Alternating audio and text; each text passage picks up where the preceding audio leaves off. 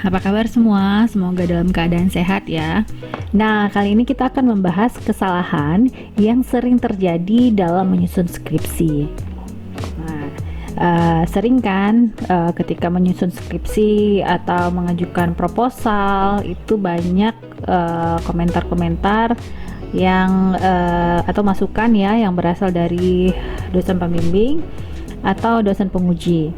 Nah, masukan-masukan ini merupakan hal-hal yang sebenarnya sering terjadi dan berulang-ulang terjadi, walaupun mungkin udah kita revisi tapi salah lagi. Mungkin bukan di bagian yang itu tapi di bagian yang lain, namun banyak masih hal-hal yang masih sering harus diperhatikan oleh mahasiswa. Apa aja sih? Ya, langsung aja kita lihat ya.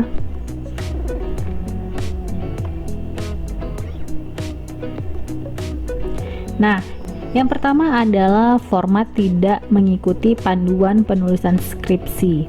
Nah, ini merupakan hal yang sederhana, tapi ini masih saja sering terjadi ya pada mahasiswa.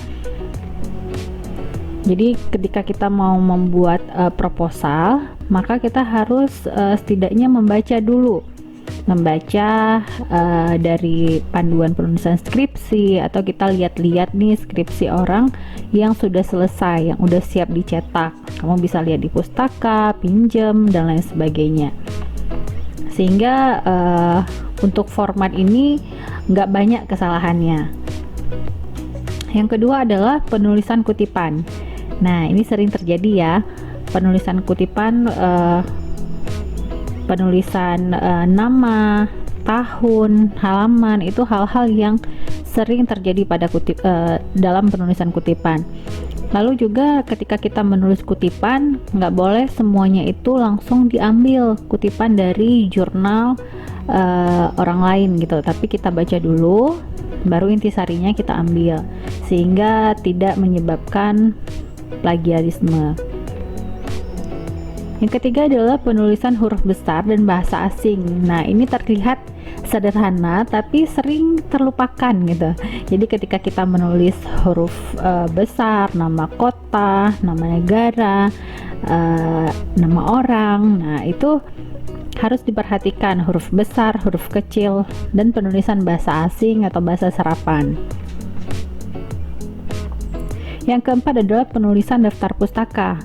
Nah, itu seringnya mahasiswa kadang kalau kita udah terlalu banyak revisi, kutipan yang kita tulis kadang kita udah tulis kutipan lalu nggak ada dimasukkan ke dalam daftar pustaka. Jadi supaya sinkron ketika kita mengubah kutipan itu, maka langsung ubah juga di daftar pustaka, jadi tidak ada yang terlewati. Yang kelima adalah kesesuaian antara rumusan masalah, tujuan penelitian, dan hipotesis. Nah, ini sering nggak sinkron ya. Kadang-kadang mahasiswa udah menentukan rumusan masalah, tapi rumusan masalahnya itu nggak sesuai dengan tujuan penelitian. Lalu nanti di hipotesisnya itu berbeda lagi. Nah, jadi ketiga ini harus sesuai. Ini yang harus diperhatikan. Nah, selanjutnya kita akan melihat atau mengupas lebih dalam kesalahan-kesalahan yang tadi sudah saya sebutkan. Yang pertama adalah salah menulis kutipan. Nah, ini ada beberapa contoh yang sudah saya simpulkan. Ini saya tampilkan. Di sini ada kutipan menurut Kotler 2014 halaman 561. Di dalam Rizal Munawir 2017 ada 5 kualitas pelayanan yang dapat dirincikan. Nah, ini ada human error ya, dirincikan. Seharusnya dirincikan. Nah, jadi ketika kita menulis menurut Kotler 2014 tahun 2014, halamannya itu halaman 561 di dalam Rizal Munawir. Nah, jadi kalau misalnya namanya itu Rizal Munawir, kamu hanya perlu membuat dia Munawir aja. Munawir 2017 gitu ya. Munawir 2017 ada beberapa atau ada 5 kualitas pelayanan yang dapat dirincikan sebagai berikut gitu. Jadi titik itu juga harus pada tempatnya. Nah, selanjutnya di sini ada kutipan dari pernyataan di atas. Nasabah adalah seseorang yang sangat berpengaruh dan sangat penting dalam berjalannya suatu perusahaan atau suatu instansi. Dalam kurung Misdah Hayati Nasution, volume 1, nomor 1, tahun 2015. Faktor-faktor yang mempengaruhi minat nasabah terhadap internet banking Bogor. Nah, ini juga beribet gitu. Jadi penulisan kutipan itu hanya mengutip nama di akhir. Misal namanya Misdah Hayati Nasution. Kamu hanya perlu menuliskan Nasution 2015. Jadi volume nomor itu ditulis di daftar pustaka. Oke.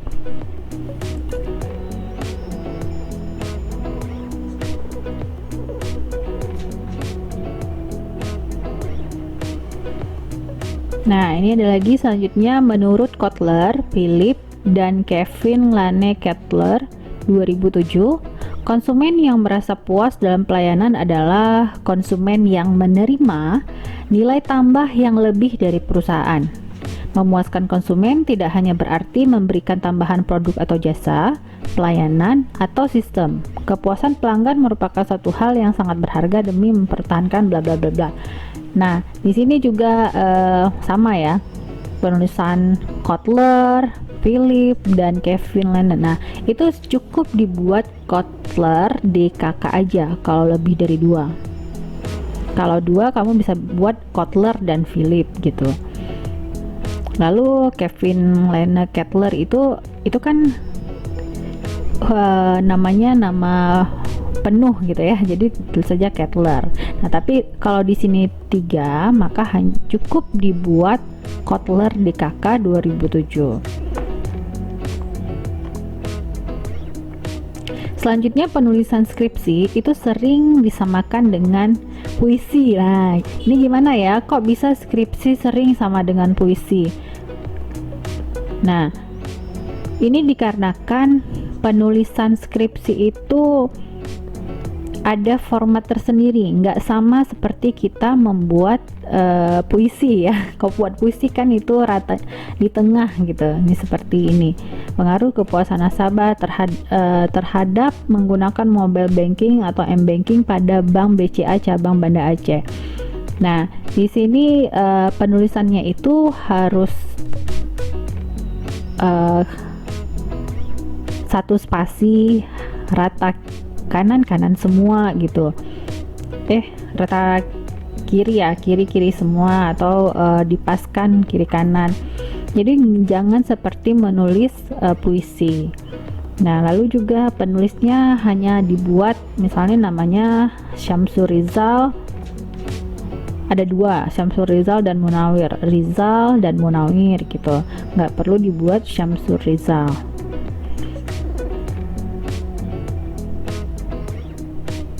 Oke. Lalu selanjutnya adalah kesalahan huruf dan bahasa asing. Nah, ini yang saya sampaikan tadi. Jadi misalnya ini ada contoh menggunakan aplikasi Taspen Mobile dengan menggunakan kuesioner ya, dan berpapasan langsung dengan para nasabah. Jadi kuesioner itu bahasa bakunya seperti apa? Harus dilihat lagi. Kuesioner gitu ya. Nah, lalu menggunakan aplikasi Taspen Mobile, tulisannya seperti apa? Yang kedua, ini adalah kutipan yang saya ambil juga, kesalahan bahasa asing mengelola data keuangan, dalam artian jika ingin mengetahui bagaimana alur data yang diinput sehingga sampai pada laporan keuangan yang akuntabel. Penelitian memerlukan akses untuk dapat melihat bahkan ikut andil dalam proses penggunaannya. Jadi penulisan di input itu seperti apa? Itu kan input bahasa serapan ya. Nah, jadi tulisannya itu di spasi, di input, di strip input gitu, atau langsung aja, karena kan input ini kan bahasa yang sering kita gunakan ya, nggak usah buat di input, atau langsung aja dimasukkan gitu. Dalam artian jika ingin mengetahui bagaimana alur data yang dimasukkan sehingga bla bla bla bla gitu. Nah, yang ketiga adalah dokumen membantu pemverifikasian ejaan dan judul atau nama yang benar dari organisasi-organisasi yang telah disinggung dalam wawancara. Dokumen dapat menambahkan rincian spesifik lainnya berdasarkan sumber dan berdasarkan Oke. Nah, ini juga di sini ada sumber-sumber lain dan inferensi dapat bla bla bla. Nah, jadi di sini yang mau saya tunjukkan adalah dokumen membantu penverifikasian. Nah, itu kan bagaimana penulisan penverifikasian. Dokumen dapat membantu memverifikasi. Jadi ada kalimat-kalimat memang yang sering kita ucapkan dalam bahasa sehari-hari, namun dalam penulisan skripsi kita harus menggunakan bahasa yang baku dan benar. Nah, selanjutnya adalah kutipan dari undang-undang, PP, dan lain-lain itu harus jelas. Misalnya nih, di sini ada saya ambil dari dasar hukum yang menjadi pedoman pengangkatan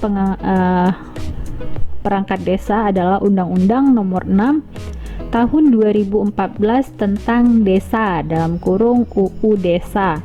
Desa adalah kesatuan masyarakat hukum yang memiliki batas wilayah yang berwenang mengatur dan mengurus pemerintahan, kepentingan masyarakat setempat berdasarkan prakasa masyarakat, hak asal usul dan bla bla bla bla. Nah, ini kutipan dari undang-undang harus ditulis dengan jelas. Misalnya Undang-Undang Nomor 6 Tahun 2014 tentang Desa, pasal berapa gitu. Undang-Undang Nomor 6 Tahun 2014 tentang Desa, PP nomor bla bla bla bla, menjelaskan bahwa desa adalah seperti itu ya.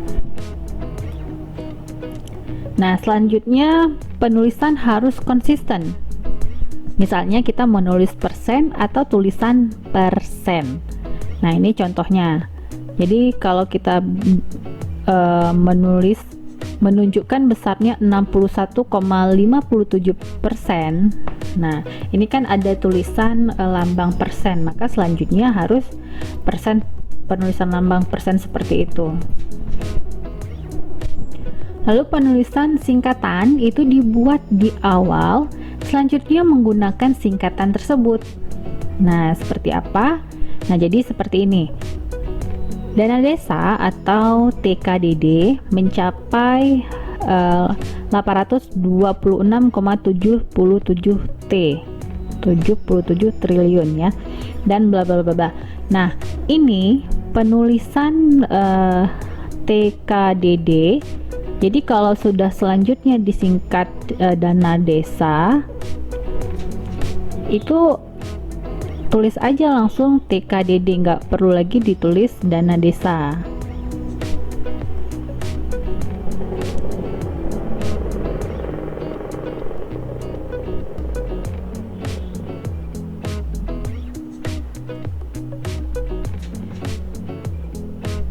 Nah, selanjutnya penulisan singkatan dibuat di awal, dan untuk selanjutnya menggunakan singkatan tersebut. Nah, jadi kalau misalnya di sini dibuat dana desa atau TKDD mencapai 826,77 triliun, TKDD tersebut terdiri dari transfer ke daerah sebesar 756,77 triliun dan dana desa sebesar 70 triliun dan bla bla bla. Nah, maka singkatan itu seterusnya akan kita gunakan. Jadi TKDD selanjutnya di halaman berikutnya sampai terakhir juga kita menggunakan singkatan TKDD. Lalu kesalahan penulisan angka dalam rupiah. Nah, jadi penulisan angka dalam rupiah itu harus diperhatikan ya. Jadi misalnya Rp 826,77 triliun. Nah, bagaimana penulisan Rp-nya tuh nggak ada spasi ya, nggak ada spasi, langsung aja 826,77 triliun. Lalu di sini ada yakni sekitar 700 juta sampai 1 miliar.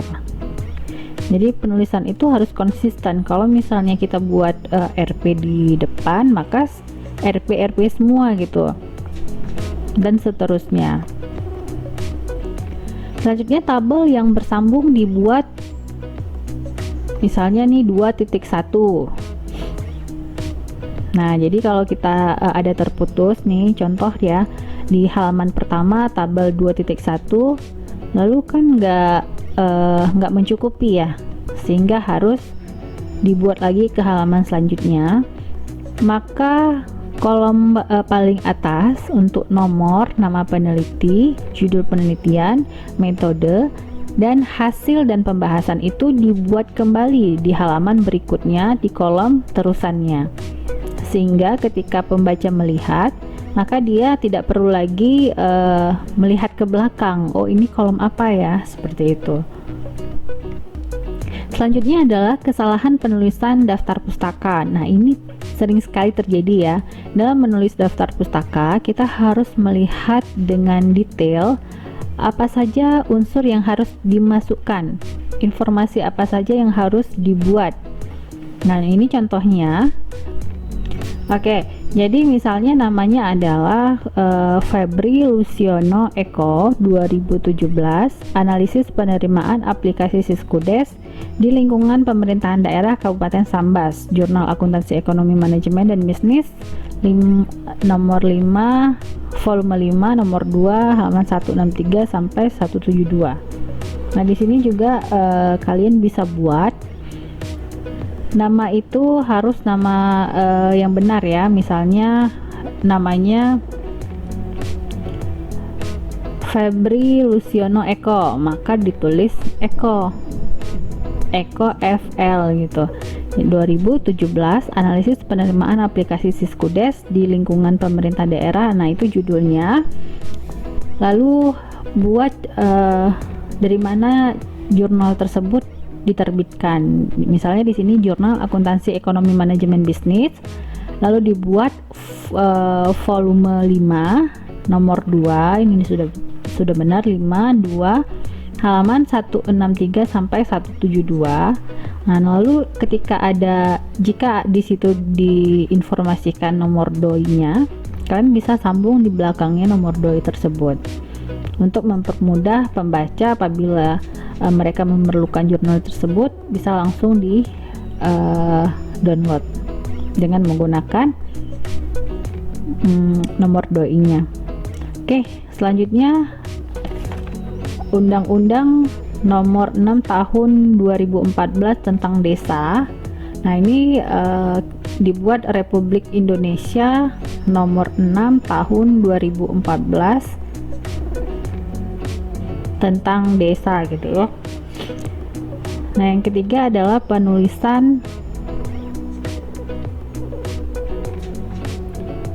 informasi yang berasal dari web. Nah, kalau informasi itu berasal dari web, maka dicantumkan alamat web tersebut, tanggal akses,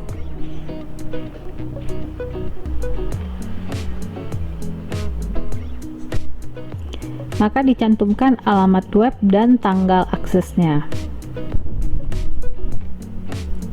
Oke, ini ada lagi Sulina Trisha Wahyuni Arina. Untuk penulisan nama lebih dari 3, maka bisa ditulis DKK aja ya. DKK 2017, Sulina DKK 2017. Ini judulnya Peranan Sistem Keuangan Desa atau Siskudes terhadap Kinerja Pemerintah Desa. Oke, A Journal Accounting of University Pendidikan Ganesha nomor 8, volume 8 nomor 2, lalu dituliskan halaman sama seperti tadi dan doi-nya. Begitu juga dengan di bawahnya ya, Sugiono nih udah oke. Metode penelitian kualitatif, kuantitatif, kualitatif, dan RD. Oke. Nah selanjutnya ada satu lagi.